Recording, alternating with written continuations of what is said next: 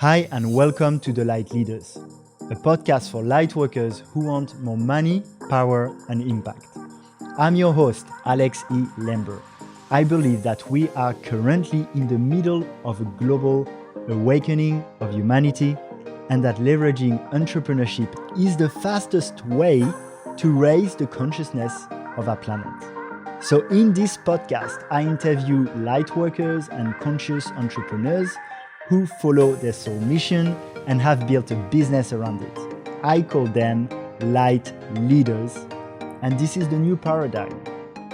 You will hear their stories and, more importantly, receive tools, tips, and strategies on how you can also impact more people and grow your business while following your soul mission. If you hear little nuggets you love and you'd like to share, screenshot this episode and share on your Instagram stories.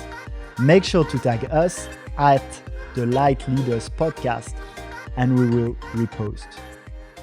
Hey, before we jump into that interview, there is a phone. I really want to talk to you about this one. It's called the Clear phone. So it's not run by Google or by Apple. It's a different operating system. It's a really good smartphone and I'm really excited about it because if you have educated yourself on what happens to your data when you use Apple and Google, well, often they will use your data and sell it to advertiser and use so much of it. So this is a phone that's encrypted and decentralized and it's run on the blockchain. I'm super passionate about it. It's also a really good smartphone. They ship almost everywhere in the world. So if you're interested, go to thelightleaders.org/clearphone, clear like it's clear, phone, and you'll find more information there. You can also become, like me, a brand ambassador. I'm so passionate about it. So yeah, see you there and enjoy this episode. Hi and welcome to this new episode of The Light Leaders. Today I'm with Fabrice Maravigna. Fabrice has a background in property and hospitality. Despite undergoing a major upgrade in 2007 and following the path of yoga, meditation, detox protocols, extensive fasting, and plant medicine, he considers himself a world bridger and kept one foot in each world. So today he's here mainly to talk to us about cryptocurrencies. He came across cryptos in 2015 and started giving back to people in the areas of cellular regeneration and technologies of the future, like cryptos. I'm super happy to have you here, Fabrice. Welcome to the show. Thank you, Alex. It's a pleasure to be here. So, important question, Fabrice.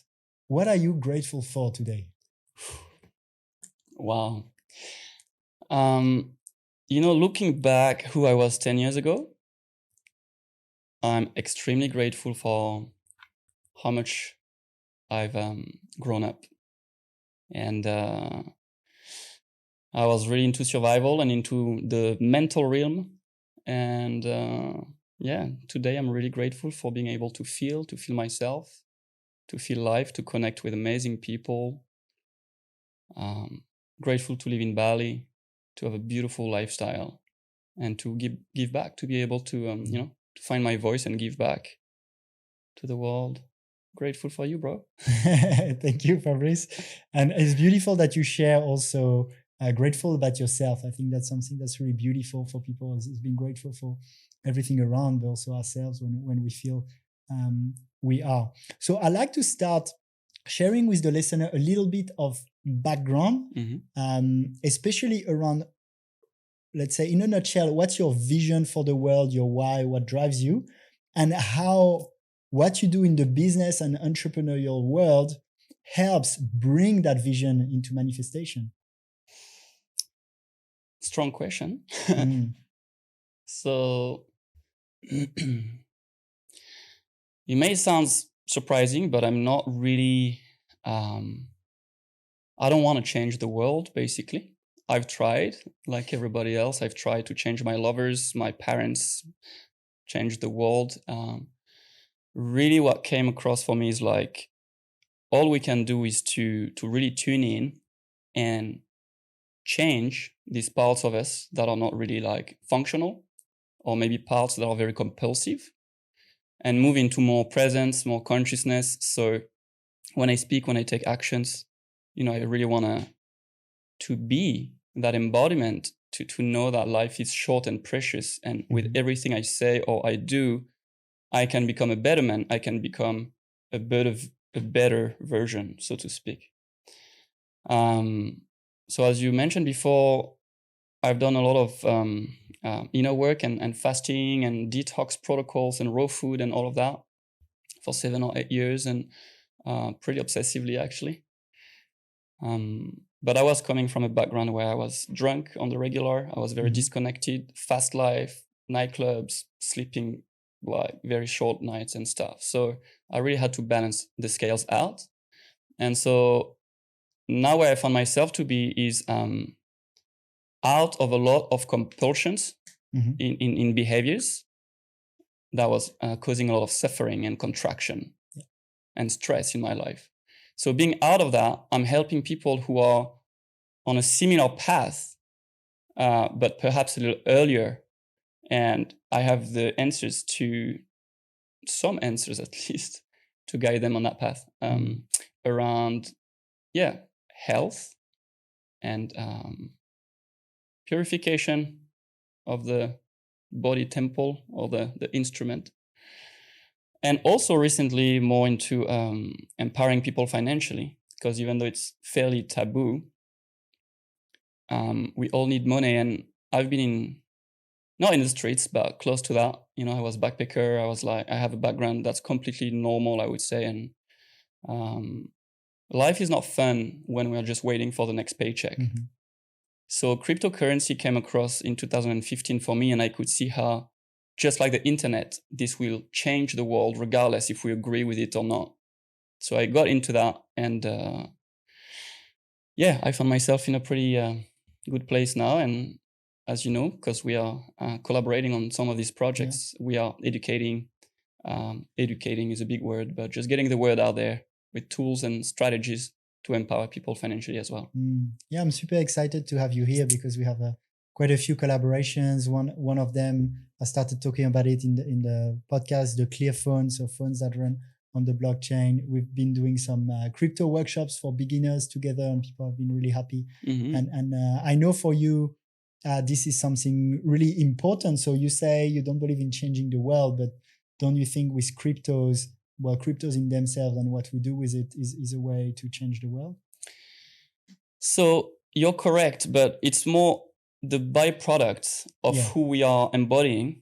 That inspiration is what's actually causing change in the world. Whereas before, I was trying to put my energy externally, but I wasn't being that myself.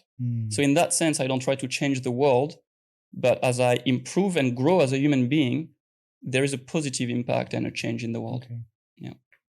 And so it's interesting because usually when we talk about cryptos, people think about trading, making money, and there's definitely a part of it that's about it. For sure. But what I like with you and with the angle we have when we do the workshop is also I like to put a lot of why in it, because there are people often do things they don't know why, and I think it's important to put the cryptos into the context of, okay, why do we want to push and to help and spread awareness on cryptos? Is it just because we want to make money? No, it's because we think it's going to bring about a more fair world in a way, right? Do you want to talk a bit on this? Yeah, I mean, briefly, once again, I'm from a very regular background, but I had a lot of shame in becoming successful financially for many reasons. And I'm sure you've done podcasts on the mindset and the blind spots. Conditioning and program in the spiritual community. Huge. And as soon as you elevate yourself financially, you create envy, jealousy. People want to pull you down, the poppy syndrome. Did you have a breakthrough moment that made you go from it's not spiritual to make money to, okay, well, actually, if I have abundance, I will be able to help more people and to bring about better my mission? Yeah, I had since 2009 or so, I started to work with mentors, and the big guys like the Tony Robbins and all of them. And then for a year, I had a pretty expensive mentorship back in Australia. I think I paid $12,000 for the year, which was a huge investment for me. I didn't even know how I would pay it. And at that time, I really started to surround myself with very successful people. And I understood that to have a good heart, but without having the means to create something in the world is just always going to keep us at that good intentions, kind of vibes. So I had to resolve and look at my deeper beliefs around money from my parents and so forth, from culture and self-worth. Do I deserve that? All of that, right? And then I realized that money only brings us more choices.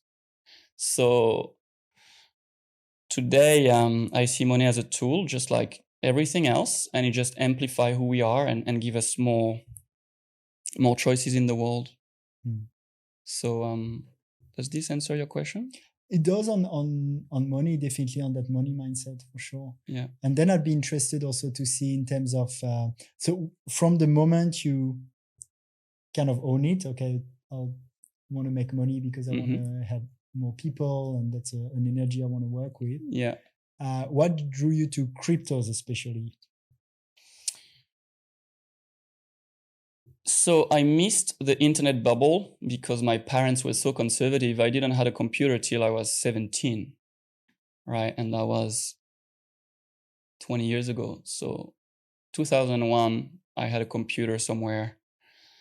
And we can all see and measure how much the internet changed our society and our lives. When I came across crypto, I realized it was the next layer of the internet. And I was like, I'm not going to miss on that one.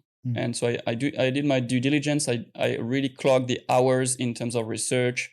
And then I built a sentiment and a mental picture that, wow, I mean, this does not need me to agree or disagree with it. It's here to stay. It's the part of the future. So my intention was really to get to understand it and understand the game that's coming and to position myself in a place where I could, give myself the best chance to win that game for a change, Yeah.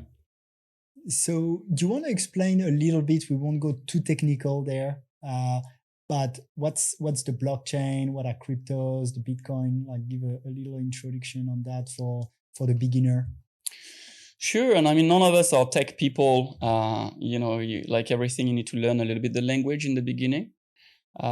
But it's really simple at the end of the day. So at this time, cryptocurrencies, they are like, we are digitalizing different aspects of life. So the way we transact financially, the way we do contracts, maybe you can vote or you can get married or you can buy a business on the blockchain. There are all these different aspects of society that are just being digitalized. And just like we did already for photography, music, messaging each other, movies, it's all been digitalized, right? So that's the same with cryptos. And the main technology behind cryptography is decentralization of the data. So the blockchain usually works, it's a general answer, of course, because it's a big topic.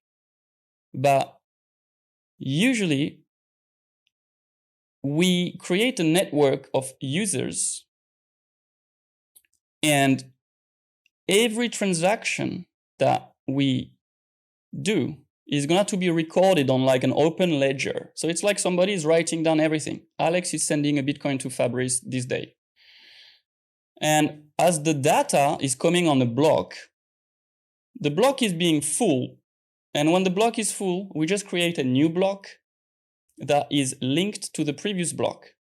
So over time, this is going to create a chain of block, and that's why it's called the blockchain. And all we're doing really is storing and organizing the data. It doesn't matter what you do on the blockchain. As I was saying, you can transact for money, you can buy some art, you can do so many cool things. Most people think of crypto as Bitcoin, but crypto is like Bitcoin is like the tip of the iceberg. It's a huge universe, right? And so, yeah, that blockchain technology is really, really good because we cannot change it. So once a transaction or a contract is recorded on the blockchain, it's immutable, and anyone that participates in that blockchain can check it out. So this removes like secrecy, manipulation, changing our minds, all these aspects of human nature, greed, power. All of this is somehow taken out of the equation and replaced by technology. In that case, we could say artificial intelligence that is used in a good way, where we tell a software, you can do this, but you cannot do that. And it's so binary, and the software has no preference. Yeah. That's such a good point, because I'll say that especially recently, but I'm not a big fan of centralized power. Really? I think centralized power. You're gonna be the only one. Do you agree with that? And I feel like centralized power, you have taken way too much power, whether it's like in the media, in the health, in the food industry, in terms of money, especially. So there is a few controlling the narrative there, and that's why I feel from a wanting to create a better world perspective, blockchain and cryptos have a big role to play. So yeah, do you feel we need more decentralization? I know you definitely aligned with that, but why is it so important? Yeah, brother. Well, it's like everything. I think as human beings, we conduct experiment, and sometimes it gets out of hands, it gets out of balance. And even though that wasn't the initial intention, at some point we go too far somewhere, and the universe wants to bring back balance. So centralization has a lot of positivity. You know, if you want to run a business, even at a personal level, if you want to run a family, you need the mom or the dad to centralize, you know, the rules and have governance so that the system works. And we see this at the individual level. We see this in societies, in businesses, right? All the scales. So centralization is not bad in itself. It's just when it becomes too centralized, I feel this takes off our humanity, and it's slowly turning us into assets, into robots. So I'm definitely someone who is always looking for balance and for harmony between the forces of nature, like that. Yeah, definitely.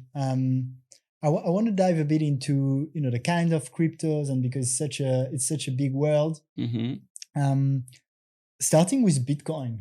So what's Bitcoin? Why is it revolutionary?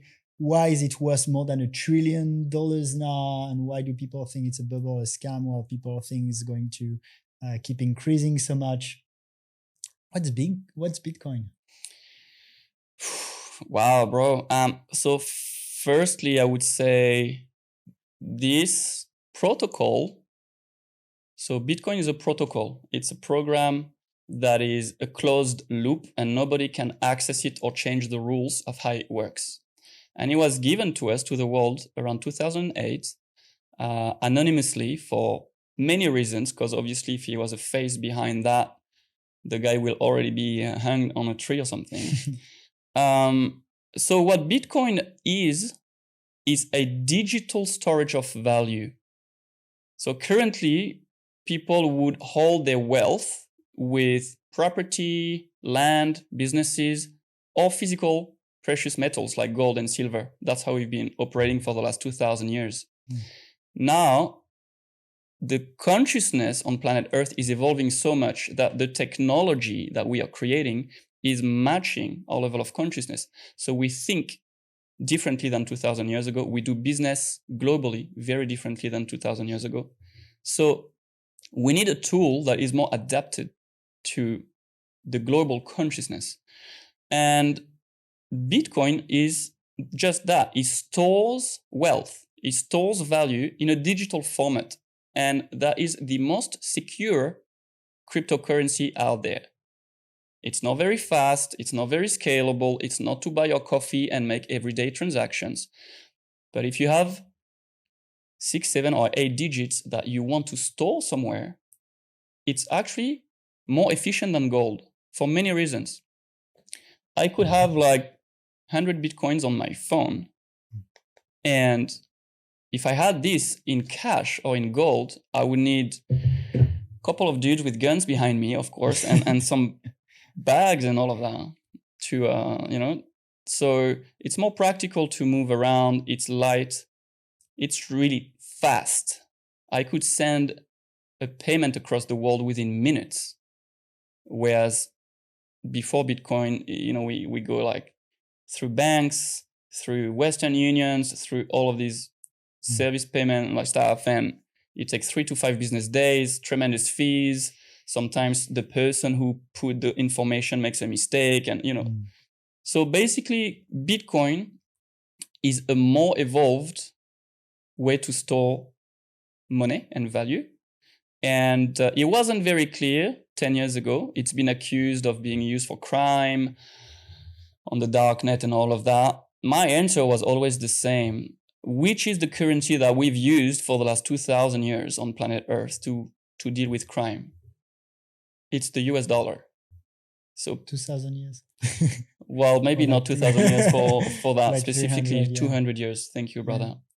So it's always been, the US dollar. And of course, centralized banks can now see that the cat is out of the box, and that technology is very threatening. In a way, it's really disrupting how they've established themselves. So of course, it creates friction here. So I'll try and keep it short because we can talk about it. Yeah, definitely. Long, but I think it's a good overview. The point is to have a bit of an overview because we won't dive fully into what is Bitcoin in like 5 or 10 minutes as part of the podcast for sure. But sorry, I just want to interject that. When it was worth $1,000 or $2,000, nobody thought it would make it to 10 grand, and nobody thought it would make it to 100 grand. But I really see Bitcoin anywhere between 300,000 to 500,000 in the near future, and there are many reasons for that. But as per today, 1 Bitcoin is actually worth more than 1 kilo of physical gold, and it's not an opinion here. We're talking about a global sentiment. People see value in Bitcoin now, which wasn't the case 10 years ago, for example. Thanks. A few things that I want to comment on here. One is definitely the freedom it gives. So a transaction compared to Western Union, also no one can freeze your account. And I think that's why maybe it's been said, it can help crime or these things. But it's also great freedom, right? So it's actually your money. You don't ask anyone. So that's amazing. And then you compared with gold. And I think what's the market cap of gold? I think it's 12 trillion. And a lot of people make that comparison that, as you said, Bitcoin is better than gold. So as more and more people realize it, it's going to at least take over that capitalization. It's inevitable. Which would make like a 12-fold increase already. Totally. At the time of speaking today, in March 2021, the price of the Bitcoin is around $55,000.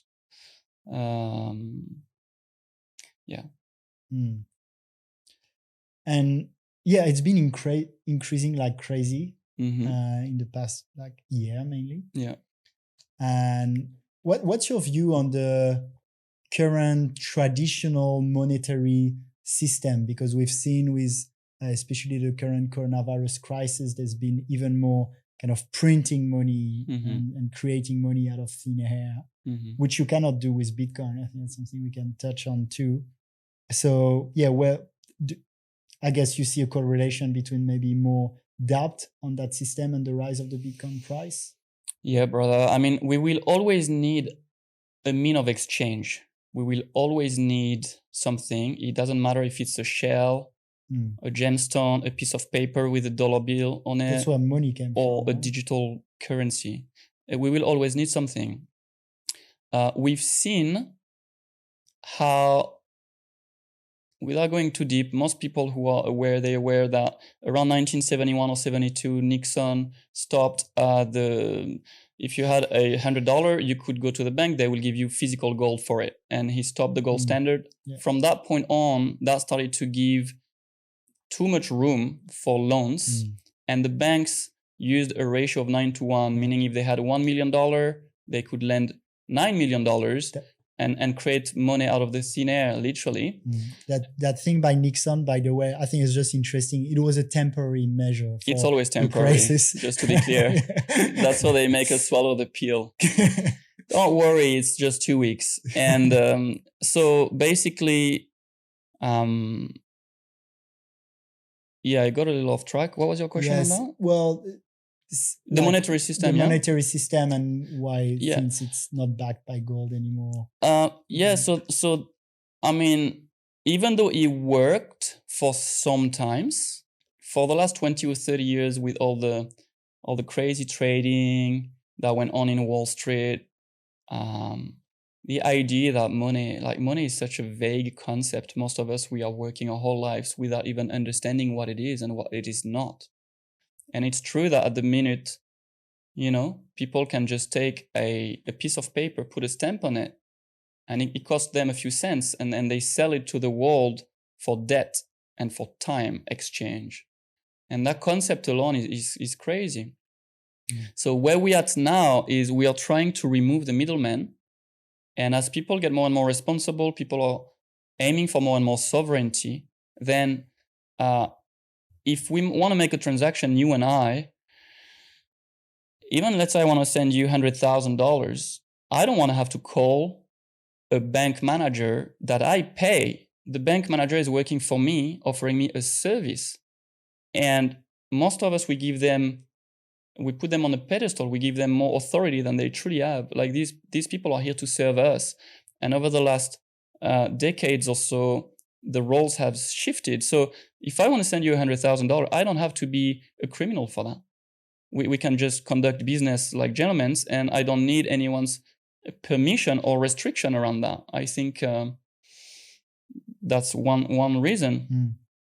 So yeah, we've lost a little bit of faith. We've seen everything that happened in Europe, in US, in Europe. Like most of us can feel we are on the brink of a financial reset, and to many of us, this is what this Rona thing is all about. It's a global reset. So yeah, no judgment. The system itself served its purpose and its time, and now it's just like a website that needs to be upgraded. That's how I see it. Definitely. And one thing I'm trying to get across when I share about cryptocurrencies is to rewire that thought that somehow investing your money in Bitcoin is risky. It's seen as such because it's very volatile, but because we still think in terms of dollars. And also that it's a risky investment, which it is a bit. I'm not saying it's not, but the thing is people think that dollars in the bank account are not risky. And that's the thing. It's not like one is risky and one is safe. It's like there's a subjectivity to it, but all your investment, including money in the bank account, is risky because I can totally see a scenario, and it can be a few months from now, a few years, or 20 years from now, but where, people know about the debt and the accumulation of it, where you go to a bank and you just can't withdraw your money. And it has happened in the past in Europe. For sure. I think Cyprus, 2008. And so, yeah, it's not really your money. And so when you invest, for me, I can speak for me, when I invest in cryptos and in Bitcoin as store of value, I'm not gambling. I'm not like a trader. I'm just finding it's one of the most secure ways to store my value, I believe. Yeah, I appreciate that about you, Alex, because a lot of us, when we come across crypto, the idea is we're going to get millionaires overnight, and we trade it out of ignorance or naivety, but we treat it as a gamble. Whereas what we're talking about is a very methodical way to manage our wealth and limit the risks. So yeah, we were talking about this the other day. We're not financial advisors or anything, but in the times we live on planet Earth right now, there is so much uncertainty about everything that perhaps it would be wise to diversify your wealth or whatever is under your name. Even if you just had 10 grand under your name, my granny was saying already, don't put all your eggs in the same basket, right? So what this looks like is 20% in gold and silver, 20% in cash in your hands, 20% in crypto. 20% in property or businesses, and the rest can stay in the bank. But at least if all the central banks get out of business, and it happened before, as you say, and it will happen again, then what happened, because of their leverage 9-to-1, they don't have the actual capacity to service everybody when everybody wants the money out at the same time. And so then what tend to happen, it's just an institution, even though it's like solid, when they get out of business, they simply cannot pay people, and there are many people who find themselves at a loss. So it's just good to take this in consideration and to start looking at other vehicles while we're living in these times of such uncertainty. And crypto is a beautiful avenue for that, because it doesn't matter what everybody's opinion is about. It's been the best productive asset class for the last 10 years, period. This is fact, it's not opinion. So people who are resisting investing in crypto, I think they will be left behind. It's like someone who 20 years ago was like, I will never use emails. Well, good luck to be in the world today, but it's not that obvious at the time. Yeah, a little bit. That's what we say sometimes, a bit like, everyone needed to learn sending an email at some point, right? So it's not just for traders. It's if the system is shifting there, you want to learn at some point, and you'd rather do it sooner and make some good money in the meantime. Yeah, absolutely. Because you're taking some risks. Yeah. You're still in terra incognito, right? It's like, and you're also taking the steps to learn when it's not mainstream yet. Like that pioneer takes also a bit more effort. It's difficult. We don't have the technology. Like 5 years ago, it was little technology. The technology available was not even user-friendly. You've seen the change in 5 years. Man, it was literally a head fuck to do the smallest transaction. Because now I have a credit card now, and I can pay with my cryptos. Yeah, we've came such a long way in just 5 years, and this won't stop. It will just get better and better and easier, to the point where the average person, mom and dad in their 40s and 50s, can just download an app on their phone, press 2 buttons, and they will transact, and it will be totally normal. Because let's face it, like we all have a phone. It's already done. We all have a digital life and a digital identity. It's just how aware of this are we? And it makes sense that 50, 60, 70, 80% of the transactions of the future will be digital. Why should we keep on cutting trees down to agree on a transaction? It just doesn't make sense in 2021. And we talked about Bitcoin. Bitcoin is worth 60% of the total market capitalization of cryptocurrencies. So that's, I think it's about 1.7 or something like this. You're very well informed. There are a lot of Bitcoin is so exciting, but there are so many other super exciting projects. And we're seeing cryptos not just replacing stores of value like Bitcoin is, but really taking over so many industries. Do you want to share maybe about some industries it's disrupting, whether it's in the internet, banking, and maybe some projects also that are super exciting, just to give an example to the listener of how disruptive that is, way beyond, because even cryptocurrencies makes you think that these are currencies, but it's actually a big reduction compared to everything it's doing. Yeah, awesome question. So the proper term is cryptography, and we're talking about encrypting the data. Cryptocurrency is one aspect of cryptography, and it has to do with currency payment. Can I stop you there? Because there's a lot of cryptography in the traditional online banking systems too. So yeah, but it's all centralized. Yeah, okay. And so where blockchain and cryptocurrency come into the picture is that we are aiming to decentralize how we store and manage the data, so that as a community, there is fairness instead of just entrusting a third party. So that's why it's going to be very disruptive. Now, I'll just take perhaps 2 examples, different applications that are not transactional. So one of them, and I can see some of you like writing it down. Hey, I'm going to buy it today. Do your due diligence, please. This is not financial advice. But so one of them is called Theta, pardon me. So Theta is like by the co-founder of YouTube. So we all use YouTube, I assume, in 2021. Someone and a group of team had to birth that technology, program it, and give it to us so that we can do all of that. At the minute, most of the data is stored on massive servers. So you have these warehouses, literally like, as far as you can see, it's just like storage facility. And there is a great exposure for hacking, for whatever political reason, someone could bomb it, and there are just many points of failure in centralizing the data, as well as the fact that these people own our data, and data is very valuable. You and I understand that very well.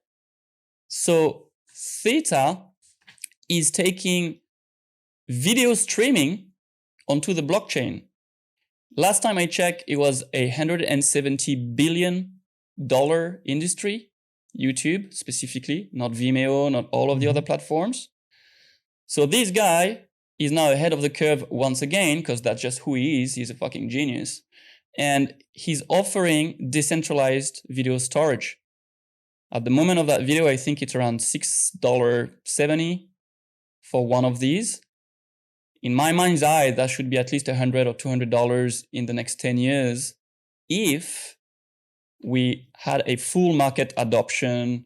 And so that's one aspect, video streaming.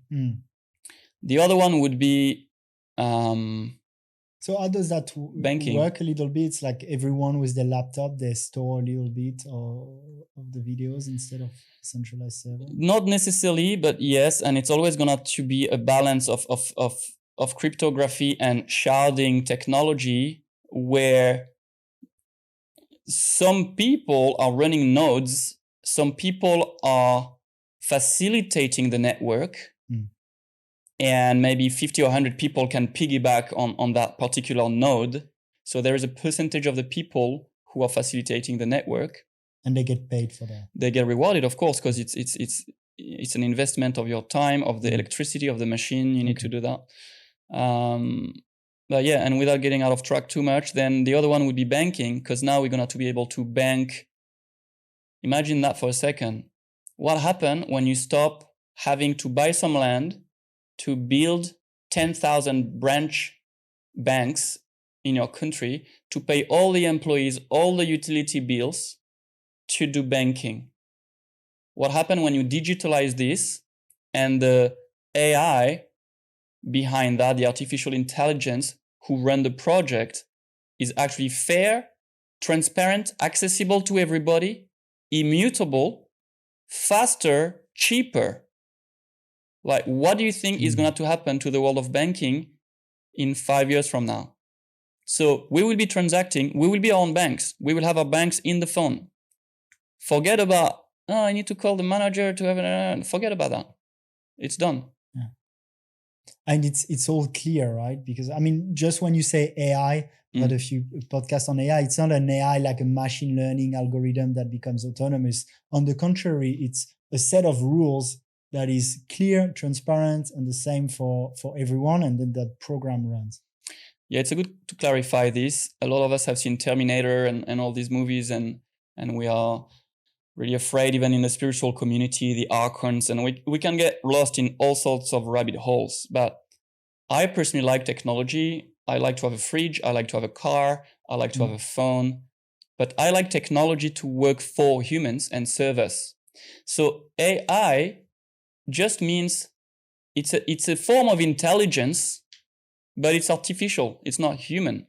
But that intelligence can be really boxed in, just like a computer is AI, And the computer is not going to start talking. I know in the AI world there are like different definitions of is it really intelligence, and exactly. Don't want to get too much into it there.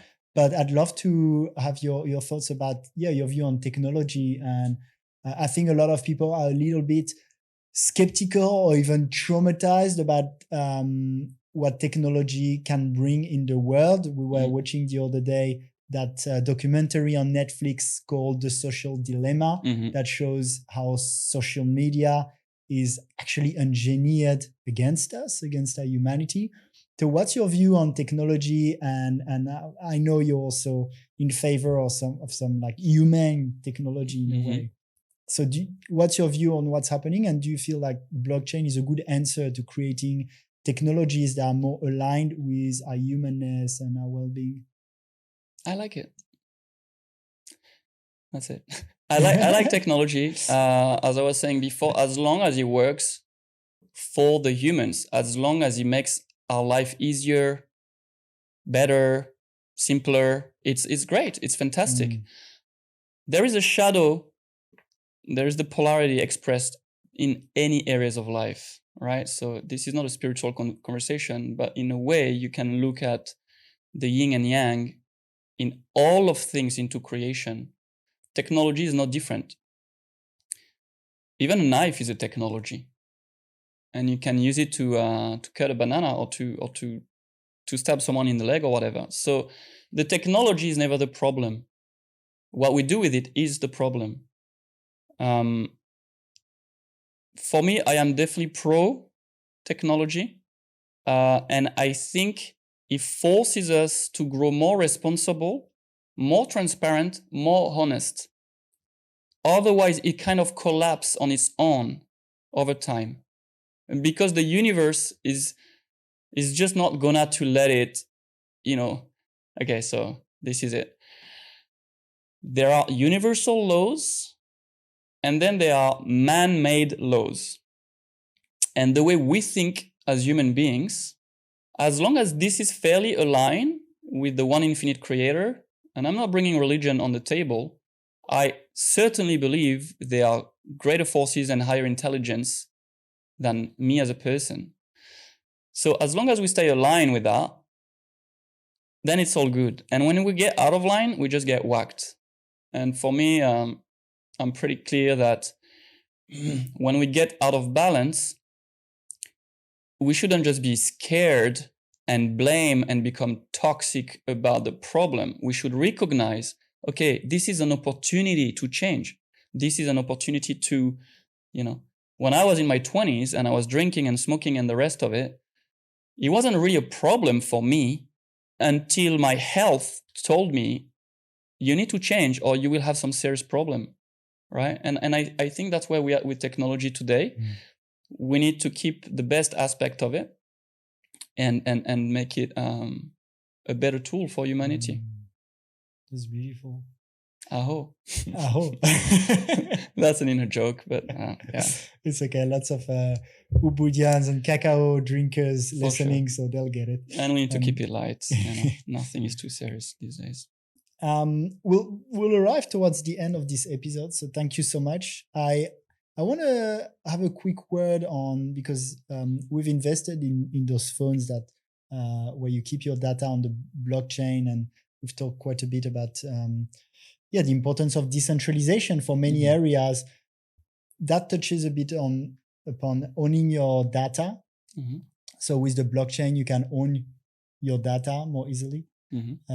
Why is it important? Well, for me, it's about I value privacy, and I value my data. So basically, we have these physical bodies, we have physical lives, and for the last decades or so, 15 years, we've created a digital avatar. So we also have a digital life, and for most of us, it's not really conscious. But so what happened behind Facebook, for example, you were talking about that. The reason why Facebook is free, but it's a multi-billion-dollar business, is because they are just collecting and packaging and selling our data. So everything I do on my phone, the kind of feed I watch, how long I stay on that particular photo, what kind of comment, what kind of, all of this is fed and to an intelligence that is then profiling us. And of course, governments and secret agencies and all of that, they've been on it for a long time. It makes sense because it gives them an edge into understanding the population and stuff. So these phones, for me, are or an actual practical 3D solution in the real world where we give back people the choice to share their data with whom and when. And in the near future, I'm talking a few months to possibly a couple of years, instead of big tech selling our data, we will engage with, let's say someone wants to sell me a car and is like, hey Fab, can I get some of your data? I want to get a sense of who you are to present you with the best car opportunity and hopefully win you buying the car. So in exchange of my data, I will get paid for it. And in the meantime, as I was saying before, you don't have to be a criminal to value privacy. Sometimes I got photos in my phone I don't feel comfortable to share with everybody. Sometimes, I speak with my lover, I got some credit cards details, like there are all these things that people don't think, oh, I have to hide. But if I was to hack your phone in front of you or your laptop, people may get more uncomfortable than what they understand. And so I think, once again, we're not machines, and there is a humanitarian agenda and all of that crap on planet Earth where it looks like one force is trying to turn people into robots. And we can complain about that and do nothing. Or we can fight back, so to speak. No, it's not an actual fight. It's understanding what's going on and stop feeding it. And instead, we just start intelligent conversations, speak up our truth as a community, in a very diplomatic way. It doesn't have to be like chaotic and crazy. It's really about, okay, where's the balance in there? So yeah, you and I are really seeing that vision because we've been in crypto for a few years already, and it's the next intelligent step is to protect our privacy, our data, and to choose what we want to do with it. And that's very valuable for $900. Yes. Thank you, Fabrice. Phew. Aho, again. Well, thank you, Alex, for having me. I really like your work and who you are also in the world and as a friend and all that. Of course, our friendship is growing, and it's really cool to participate in your inspirational journey. Thank you for having me today. Thank you. And if people want to learn more about the phone, as I shared in the intro, there is a part of the website, thelightleaders.org/clearphone, like clear phone, where you can find more information. That's a really beautiful product. We're also like, Fabrice, I didn't want to ask you too much about going technical about what crypto wallet to use and what coin to buy, because you want to plug it real quick? You want to plug it in the interview real quick? Well, because this episode is going to be released in about a month, and things are so timely. Okay. And if you feel like sharing, you can, but I feel like it might be better to talk about the fact that we're doing every month workshops to educate people, and then giving information that's more timely and depends on the context. So however you feel. Yeah, I mean, you're right. If you post it in a month, it's a very time-sensitive business. So that's how crypto is. I mean, I was on a silent retreat this weekend, and you actually texted me, hey, buy that coin, it's going to double. And I came back from my silent retreat, which was just 2 days, to check the messages, and I checked and it had already doubled. Had a bit of FOMO on this one. Yeah, it can.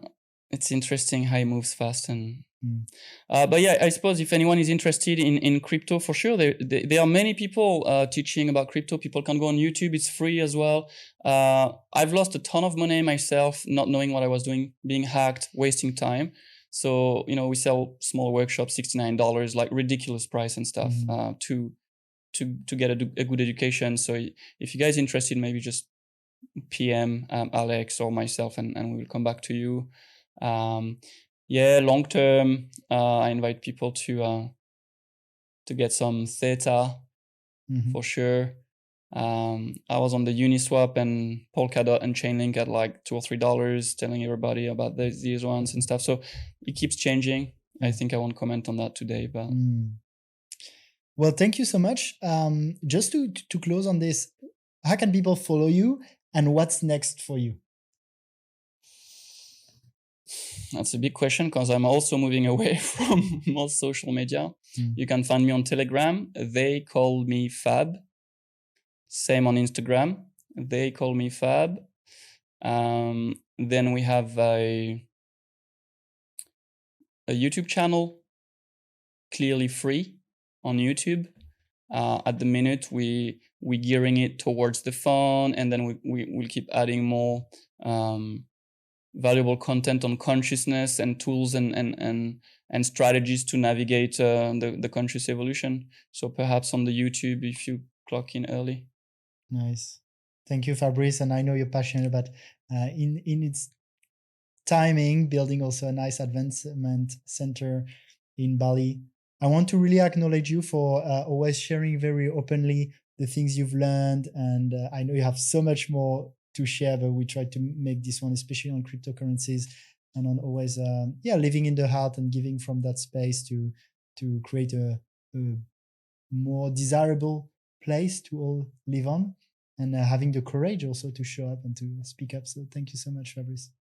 Thank you, Alex. And really appreciate being on that road with you. Cool. Same here. And thank you for your time and attention today. Don't hesitate to reach out and connect with us. Cool. Thank you for taking some of your precious time to listen to this podcast. If you stayed until the end, I assume it was insightful. If you like this podcast, please share with friends. Remember that if you tag us in your Instagram story at the Light Leaders Podcast, we will repost. Tell us what you've learned. You can also leave a review on your favorite podcast platform. Now, if you think I can help you grow your soul mission business, you can register for a free 15-minute coaching call with me.